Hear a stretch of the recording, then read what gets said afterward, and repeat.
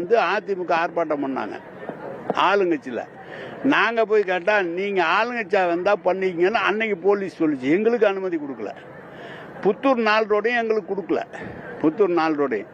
அதுக்கப்புறம் நான் என்ன சொன்னேன், கலெக்டரையும் எஸ்பியும் கூப்பிட்டு நீங்கள் ஒரு மீட்டிங் போடுங்க, எல்லா கட்சிக்காரங்களையும் கூப்பிடுங்க. எந்த இடம் வந்து ஒரு ஊர்வலமாக உண்ணாவிரதமாக ஒரு இடம் நீங்கள் நிர்ணயம் பண்ணுங்கன்னு சொன்னோம். அதில் ஒரு சில இடங்கள் நிர்ணயம் பண்ணி கொடுத்துருக்காங்க.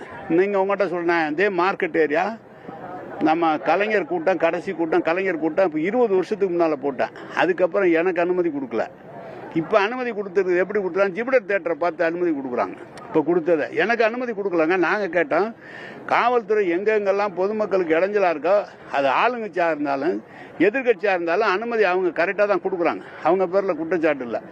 நமக்கு கிடைக்கலன்னா நம்ம திட்டுறோம், கிடைச்சா சரின்னு சொல்கிறோம். இதுதான் விஷயம். அது எங்களுக்கு ஏன் அவங்கள போய் இடைஞ்சல் பண்ணி நாங்கள் என்ன பண்ண போகிறோம்? ஏங்க